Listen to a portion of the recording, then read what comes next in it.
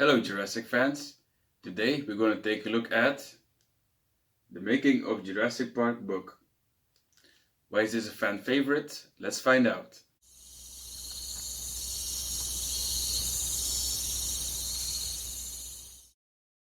So let's see. The cover is with the awesome Jurassic sunset. I really love the coloring of that. It's an iconic background. It really makes the book stand out. The tagline: An adventure 65 million years in the making. Written by Shay and Jody Duncan. What's inside the book? Let's see. Acknowledgements. Content table.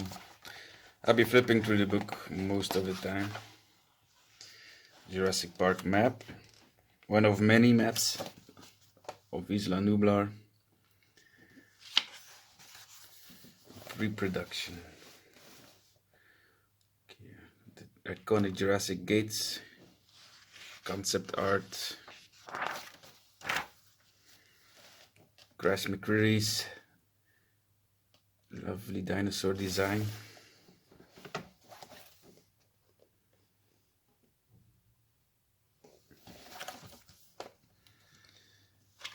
This is about Michael Crichton, the writing of his book, selling of the movie rights,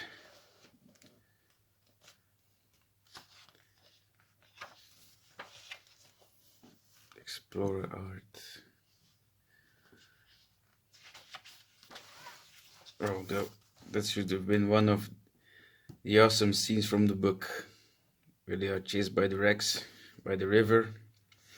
Too bad it cut, but yeah, budgetary constraints, I guess. And I also think there were many technical limits or technical issues to make this scene happen. It's one of my favorite scenes from the book, where the Rex chases.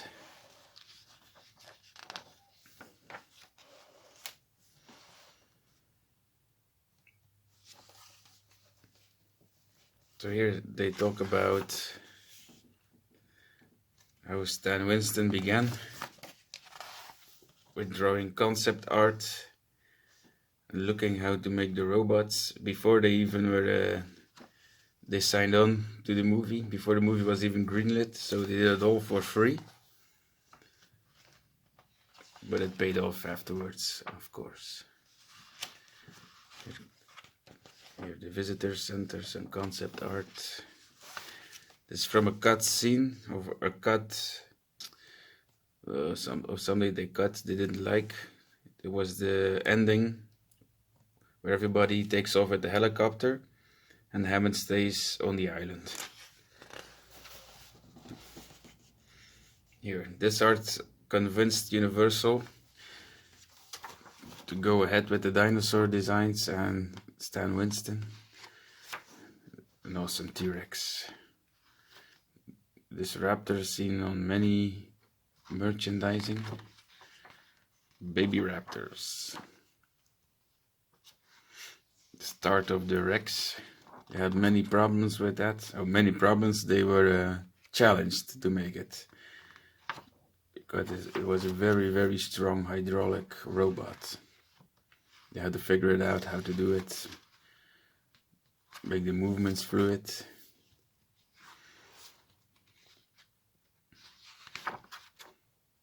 It's huge.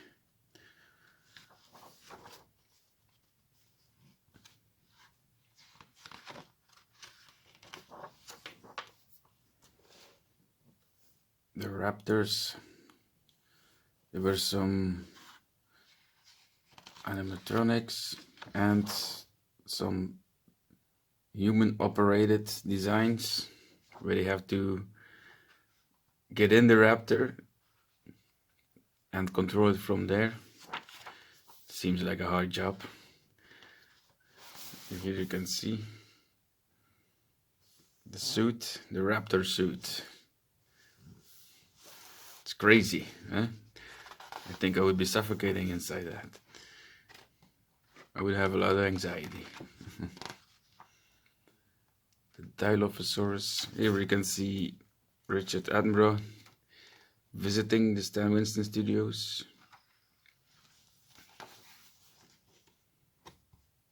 Some more art. Here they talk about Phil Tippett was coming on to make the big shots of the dinosaurs where they weren't up close. How you say it? Where they see the dinosaur in its entirety. They had to animate it with stop motion techniques. But as we all know, ILM came on with their test and they took over. With Phil Tippett advising for the dinosaur movement. He evolved in his job, they say. You see tidbits of the stop motion. The raptor in the kitchen.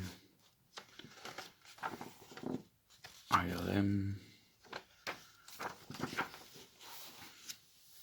Gallimimus design.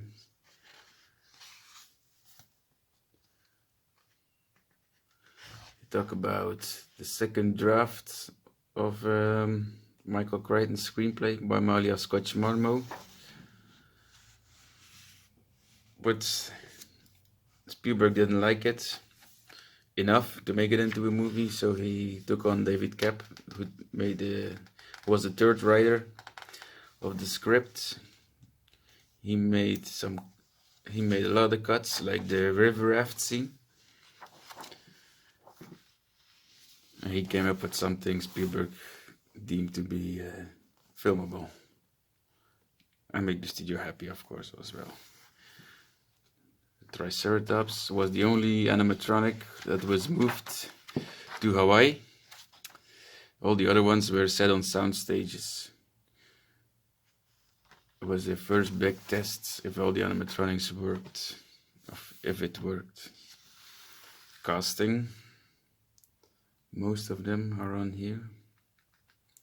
Talks about how Spielberg didn't want famous actors, but lesser known actors. They don't have the baggage of 10 previous movies, he said, so you can accept them more in a movie without thinking about some other part or another role. The scene got cut a few weeks before the filming began. The robot was 99% complete, as where Lex would be riding it. But due to pacing issues from the movie, they cut it entirely. It is seen on a lot of merchandise, this strike.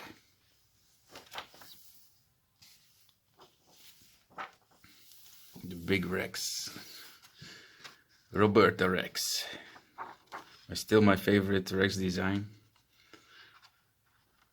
I'm fine with the current design as well, but this one is my favorite. Filming in Hawaii.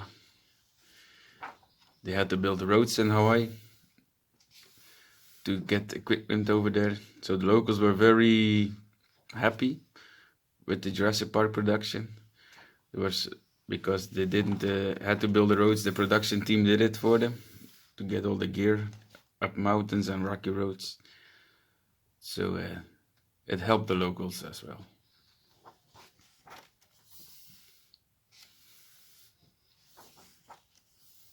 The Raptor pen, visitor center, still painting it. So you can't see it in the movie, but you can hardly see it in the movie. But like the Rex bursting through the wall, that the visitor center wasn't completed yet. They were still working on it. Here you can see it. It wasn't a finished building. Yeah. Here they talk about the fences. It was a real hassle to make them. Many pounds of steel and concrete. They had to drive up rocky roads. A real hassle to get them there.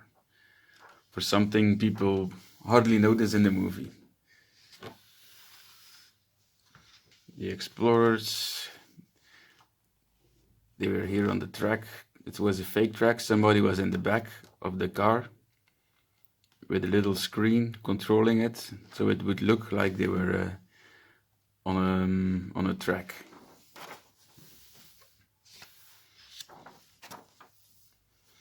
So the first big test with the animatronic, everything went very well. My favorite dinosaur, by the way, Triceratops. And this part is about the Hurricane Iniki that struck the production of Jurassic Park. It was one of the worst hurricanes in the history of Hawaii. So here's all the story how to get everybody back to the mainland. It was a real hassle. Excuse me. The raptors in the kitchen was one of the first scenes they did on a soundstage.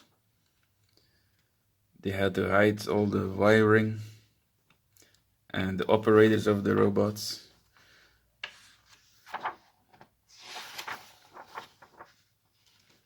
More about sound stages. Yeah, here is where they have the Explorer.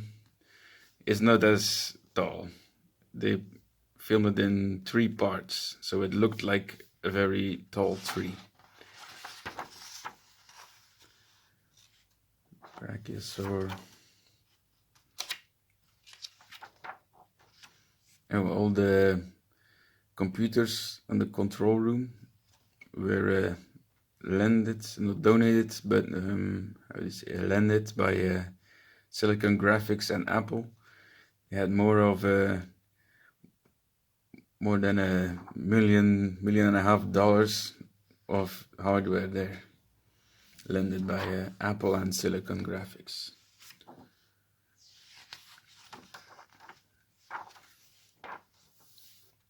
And the final scenes on soundstage were with the Rex. They had a lot of problems with it, not during filming but afterwards, because of the rain, the downpour. Was a foam skin, so it held up water, so it started shaking, and they had to dry it after every take. Here you can see they had to dry it after every take to make sure it kept working, because it was getting heavier and heavier, and all the electronics would be broken. It was painted after every take, after every day of shooting. Painted a little bit. And Muldoon meets his end.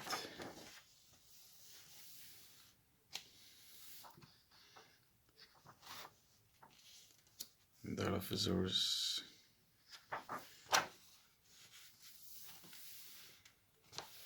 Final scene. It was decided late in production that Spielberg wanted to change the end because he felt the Rex was the hero. And nature should end this and not humans, because it's a little bit the message of the movie. Nature is boss. Humans won't end this, nature will.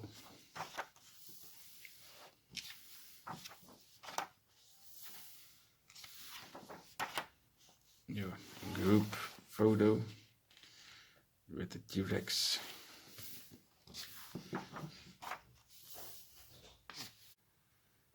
Here's the post-production by ILM. Making movie magic. With the computer, I think a smartphone is faster than those computers they work with. So how they did it, it's crazy.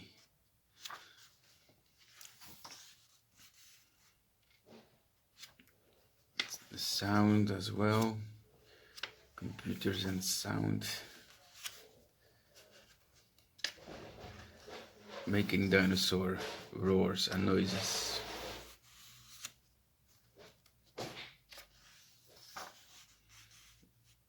soundtrack by John Williams. Everybody knows the Jurassic Park songs. Two of them, actually. Here are storyboards. The end of the book are storyboards for big scenes. It's actually some art I recognized. That's in the Jurassic Park comic. They adapted for the movie. They adapted for the comic. It's got some art of this in it as well. So I don't know if the same artist made the comic book. I don't know if the same person who made storyboards or the comic book. It's the same person, I don't know. You can see raptors in the kitchen. And all the cast and crew.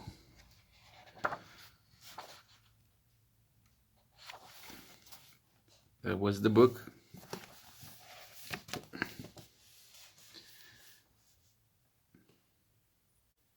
If you are a Jurassic Park fan or a movie fan, I highly recommend this book. It's a real comprehensive guide to the entire production. It reads in about 3 hours, so it's ideal for an evening to sit down, relax, and dive deep into the making of a cultural phenomenon. So thanks for watching, and I hope to see you next time. Bye!